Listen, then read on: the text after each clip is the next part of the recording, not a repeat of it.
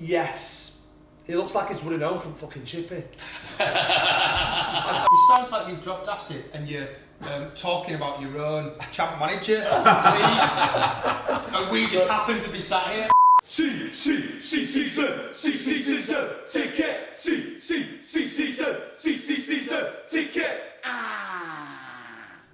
How do, and welcome to Season Ticket. This is your boy Ben Randm, and yes, we're getting stuck in now with a Euro 2020 special, even though it's in 2021. What is that about? We'll probably cover that while we cover certain topics to see how exciting this Euros is going to be. As always, I'm joined by my esteemed panel. We've got Rob Chadwick, Micky P Kerr, Matt Bowman and Matt Healy. So we're going to be getting stuck in, and this time we're going to be talking about England's chances. But what we're going to do is bring in a bit of jeopardy, you see.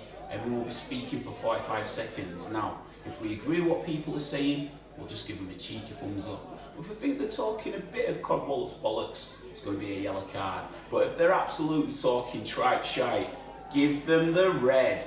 And we'll be hearing the reasons for those decisions as to why they believe what they've given him was worthy of such presentation. So with that said, I'm going to hand over to our esteemed panel as we discuss the England squad and the predictions of how far England are going to get.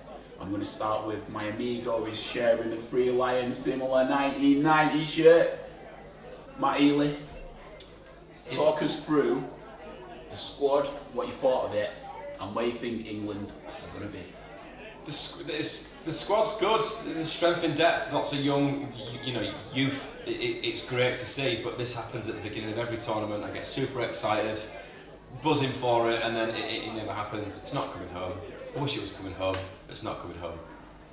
Sorry. Thumbs up from me, mate. Absolutely. There you go. That's all I've got to say on the matter. Okay. What are we giving? Mine's a yellow. Yeah, mine's a yellow. Mine's a yellow. You had me personally at the moment where it was the youth, and we always get giddy before it. But it's not that it's not coming home, but it's not coming home yet. I think that we should be slightly optimistic. I just think with when you get involved in the tournament, your optimism levels are at an absolute peak, and then you quickly become pessimistic. So But that's the process of being an England fan. Yeah. That's what we live for. That's what we enjoy. We're a nation of glass half empty. I mean, we're not really. We're a nation of glass half full. But when it comes to football tournaments, we want to believe we can win it. So that when we don't, we can all revel in the we were never going to fucking win it anyway, can't we? It's a process of being an England fan to be habitually disappointed. And I enjoy that about being an England fan. You've got to try and enjoy that. Enjoy being let down. Yeah, it's fine. I had a thought today about this, and I thought I've been really excited about it, and then it just suddenly occurred to me exactly what Matt just said. We're just going to peter out, and it's going to be shite. And I've kind of that's where I'm at the moment with this. But then, or maybe that's my process in my head, is to egg it up to be totally crap, and then reverse psychologying myself. Yeah, it's self-defence, isn't it? Yeah, totally. Self-preservation. Yeah. You've got to look after your own mental health as an England fan. Exactly. So are you in agreement then? Your agreement with Matt, so you didn't have yellow or red card. Are you in agreement with what he said? Pretty much, yeah. I do feel like it's we've got a great squad, great individual players, and Matt's right, we say it every single time. And when have we ever won anything? Not in my lifetime. You gave a yellow card. I'm interested. How far do you think we are going to get? And I wonder if this changes a yellow card. I think we'll probably get knocked out quarters. Lucky to get to the semis. Oh. Does that change a yellow? It doesn't, because my reason for issuing a yellow card isn't that I disagree with Matt about how it will all turn out, the eventuality of it. We're not idiots. But for me, it's the process of being excited, being let down, coming together as one nation to slag off all the players, crucify whoever missed the penalty, destroy the career of the goalkeeper that let it into his legs. That's what we do. That's what an England tournament is all about. Right, yeah. So for me, it's the process. And I think if Matt sets his expectations too realistically, he's undoing the process, he's making a mockery of the whole thing, and I'm just not fucking having it. basically. That's a great point, to be fair, as well. You can't argue with either of them points, to be fair. How about you, brother? Yeah, because they didn't mention a Leeds player. You know what I mean? I felt like Callum Phillips or something. No, or the fact that Bamford ain't there. I think they might get. I've got a chance. Why not? Why not? We're right in the thick of it. We've got good attacking players. Front six look mint. So why not? Defence is a bit shaky because I think Maguire obviously won't make it. 50p. But yeah, why not? Why not? We match pretty much every team apart from Portugal, I reckon. So yeah, why not? Awesome. Well, on to yourself, Matt. I think under Gareth Southgate we play terrible football, but I'm not invested in this tournament for the quality of football England's going to play. Like I tried to explain after Matt's segment, for me it's the event, it's the emotion of the occasion. I don't care if we win or lose. I mean, I'd like us to win, but I just enjoy how the mood of the nation switches on a sixpence when there's an upcoming tournament. You know, your TV adverts are changing. You know, your radio pundits, it's all they're talking about. Football players are advertising Mars bars, shampoo, fucking thrush cream, whatever. So for me, I'm looking forward to the tournament. I think we've got a fighting chance. We've got a decent team, but who knows?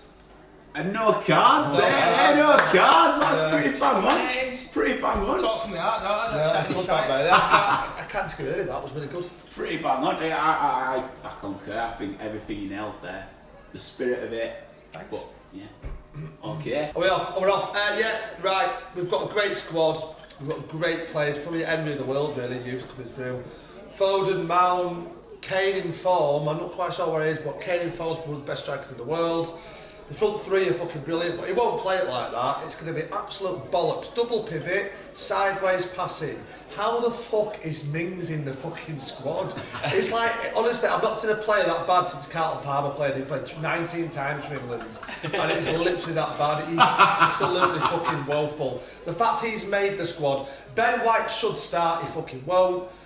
We've got no pace up top, and I think Sterling's out of form. It's going to be a lot of sideways passing, a lot of frustration, really, really boring games. Fucking long live Marcelo Bielsa.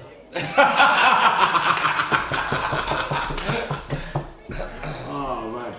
One thing I need to come back to you, but ask yourself as well, where do you think we'll get in tournament? I think realistically we've got to get out of that group. With Scotland, they're so fucking bad. Croatia's a tough game. But we should get out of the group. But I think it's going to be a frustrating second round or quarter final. I can't see us getting to the semis. I hope I'm wrong, but we're England and we're a bit shit in tournaments. We don't know how to play tournament football. We don't have a winning mentality. Where do you feel? So my yellow card, first and foremost, was for the slanderous, libelous nonsense spoken about Carlton Palmer. You can't turn on one of your own. That aside, I mean, I think we'll win it. I think to experience the utter low, you have to assume there's going to be a mega high, and it's that disappointment which I'm invested in. You know, it's the crushing. You want to make that suffering as acute as possible. Yeah. Whereas I'm setting myself up for a loss, but you know it's coming, but you want to get excited, get overexcited, and crash down even further. You've got to have a dream for your dreams to be crushed. Yeah, of course. I'm dreaming that England will win this tournament, and I hope my dreams are crushed. That's a Tony Robbins line, if ever. You know what, mate? I've got this wrong personally. I should have been saying that. Bringing you on. If we win it now, I'm going to be pissed off that I got it wrong. Awesome. Over to yourself, sir. So for me, I'm more pissed off about the fact that they let Ward-Prowse and Lingard play after they weren't picked. I think that's proper disappointing. I think that's just a kick in the bollocks. How far do I think we'll get? I think we'll probably get to the semis, but we're going to have a fucking proper tough ride because we've got that group of death, one of them three, Portugal, France, or Spain. Germany. Germany. And then probably Spain after that. So it's going to be tough, but I do fancy France, personally. I think they'll nail it. But yeah, we've got a good squad. We can win it, but I'm just worried about that defence. And we need Maguire back as soon as we can, really. I know I'd be hating being a Leeds fans and that, but I think we do need him. Interesting about Maguire, and how many Man United fans hated him in the first half of the season and thought he was shit. He had a really tough patch, came through it really well. Everyone's on his back. Personally, I wasn't, because I thought, fucking give the lad a chance.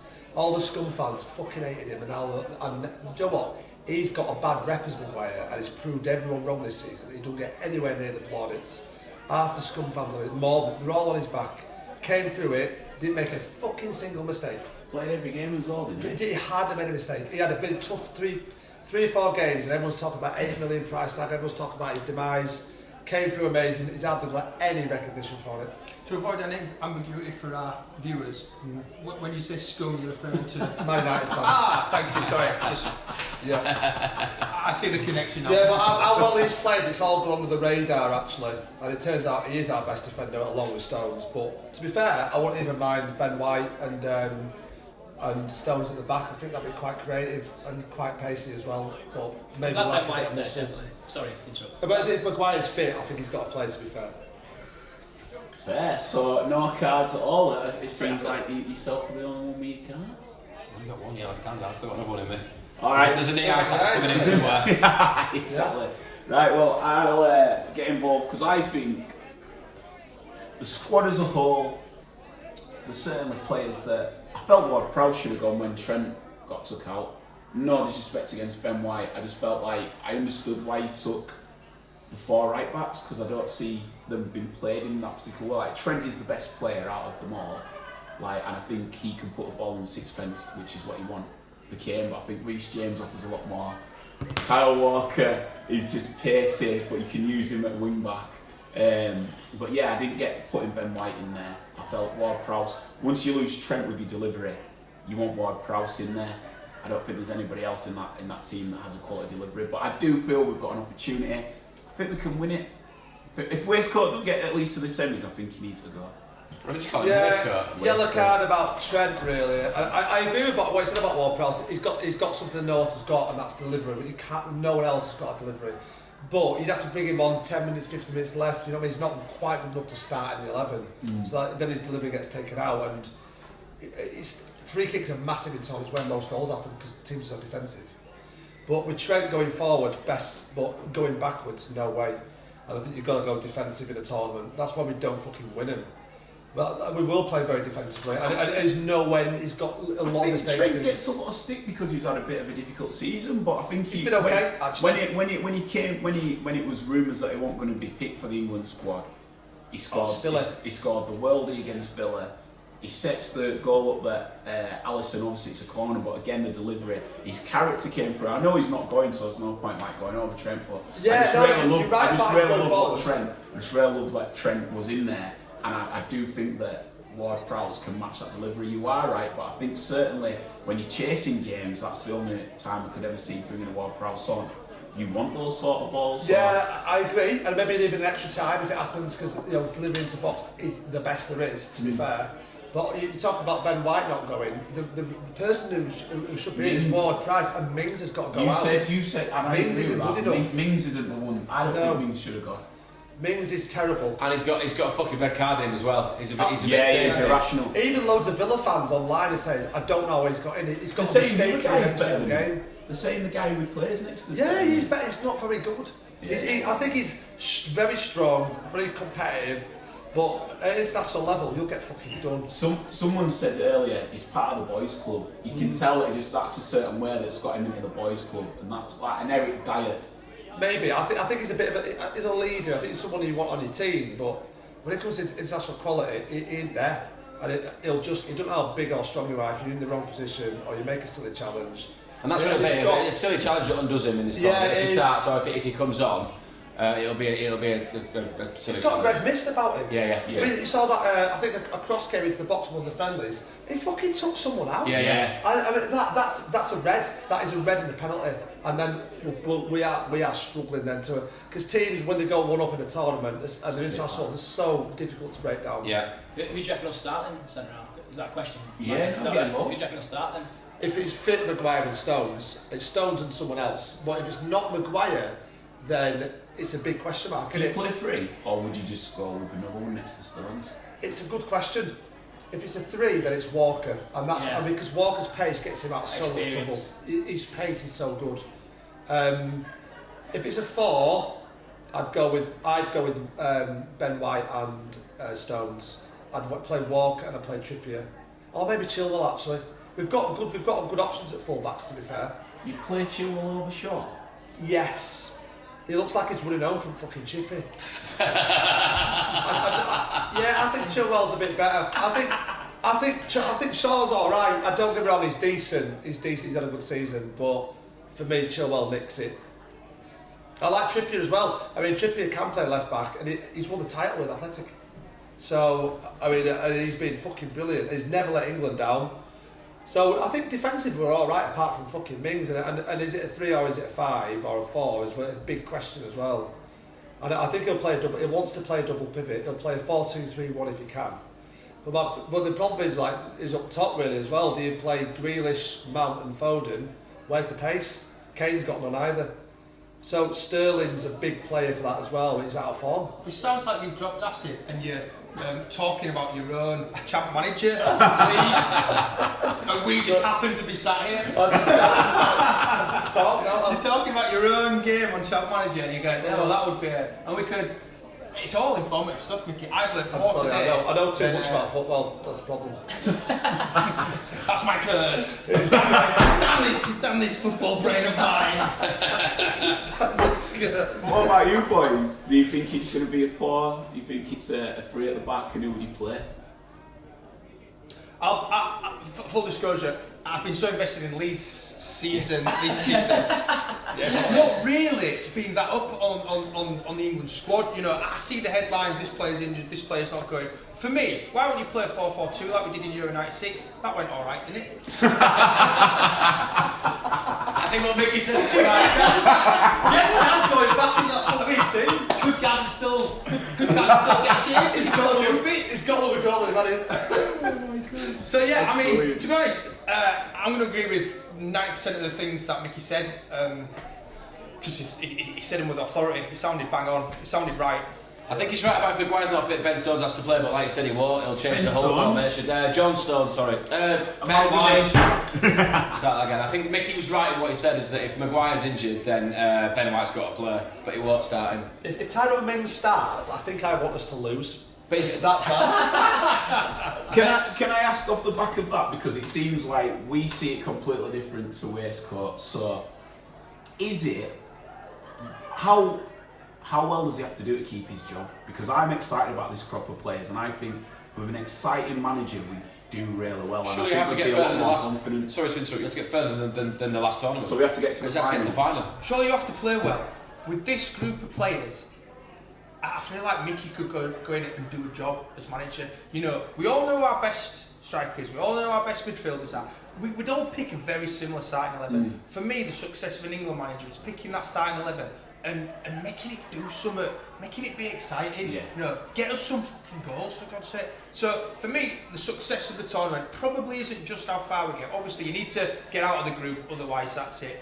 You know, your curtains. But let's just play well. Let's just look good. Let's be exciting for once. Let's play well. There's quite a lot of conundrums really about what we do as well, because do we go who goes in the double pivot, because it is going to be a double pivot, and as well the goalkeeper situation, because Pickford has been poor.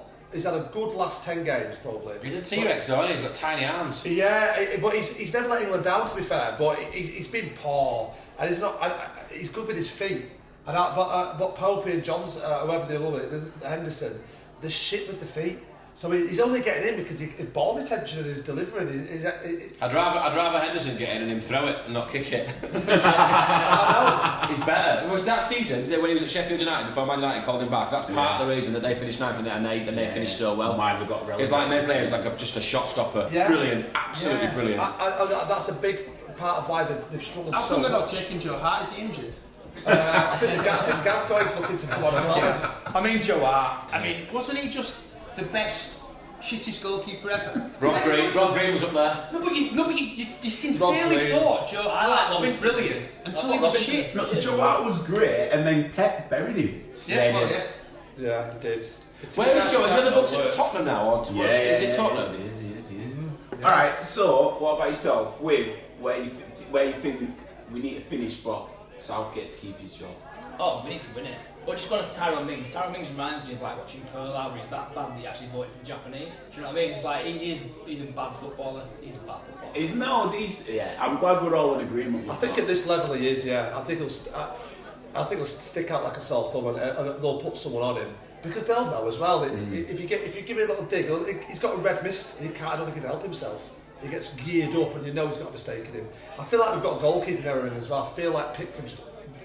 He's always been right for England though, hasn't he? Like, he has actually, yeah, but you just know that it's going to be play quite well, a frustrating mistake, and then can't put it in the back of the net. My thing with Pickford is that he tries to prove that he's a good goalkeeper rather than just being a good keeper. What, like coming for things? Yeah, he wants to be there, do you know what I mean? He seems to make a lot of mistakes, I think. Well, the injury that it caused to Van Dijk Oh my gosh, that was beauty, yeah. However, that was a huge error. That was, he said, he's trying to prove himself that he is good, that he is worthy, he's up to the job. So he's just come out and just done a dick move and taken out, would probably argue, the best defender in the world. Absolutely, he got away with it as well. And he didn't do anything. And no VAR. And he's ruined the season for Liverpool, which is probably great because he plays for Everton. So I bet he's chuffed. But you're right, he's got a mistake in him domestically, but internationally he's not really let us down. But we'll have to wait and see. Well, there you go. Let's see how England get on. Of course, we're all going to be supporting. Let us know in the comments what you think we're going to do in this tournament. I still feel with the attacking threat that we do, Mickey raised a good point. Do you play a Grealish and a Foden but you've not got any pace? But I just think there's such intricate, clever players that they can produce and even create situations that draw fouls. And I think I'm so excited about this crop of players. I remember when we did have your Gazzers and we did have your Gary Nevilles and you did have Gary Neville putting up with other skulls or something, but we had just wall-to-wall players, and I never thought we'd get a crop of players that lived up to the quality of those players. And they might not by name or stature at the moment, but ability-wise, this is one of the most frightening collections of players I've ever seen. So I take Matt's point as well. Let's just play exciting football, play at a Premier League pace. Just play at a Premier League pace. We've seen what it does in Europe with his teams. 3 clubs getting in European finals by playing at Premier League pace. Take it to him. Take it to Croatia. Do us proud, England. Come on! Fucking what are coming home, don't we? Come on, get it on sat-nav, mate. Get it back here. Peace. Nice one and all, for checking out our season ticket preview for the Euros. But we've got some extra spicy content for you in the shape of Matt and Owen bringing you some delectable drink and food treats for you to have during the Euros. Enjoy. First job, get your frying pan nice and hot. Add a little splash of oil.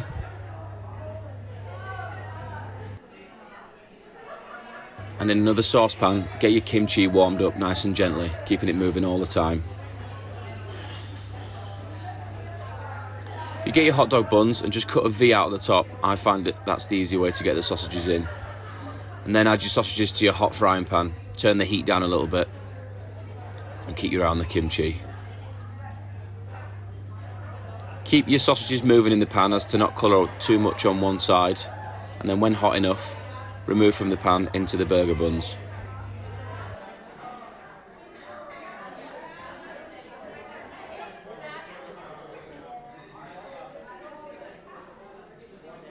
Add the warm kimchi on top of the hot dogs. Not putting too much on. And then top with micro coriander. If you can't get your hands on this, chopped coriander is absolutely fine. And then we grated a vegan parmesan over the top and a vegan spicy mayonnaise.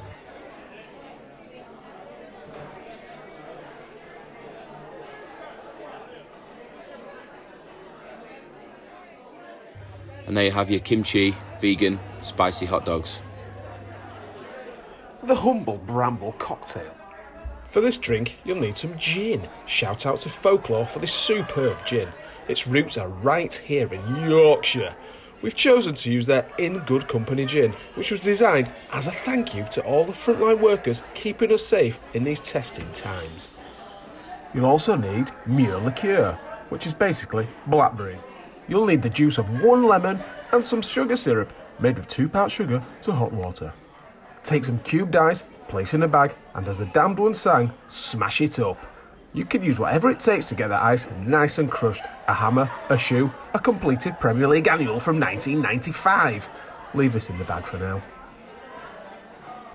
Take your shaker makers, add 2 parts gin to 1 part lemon and half a shot of sugar syrup. Add cubed ice. Shake it.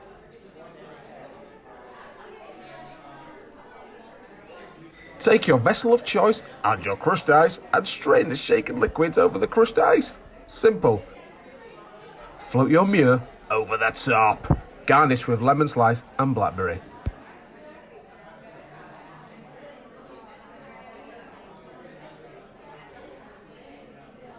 Slurp it up right nice. season, ticket, season, ticket.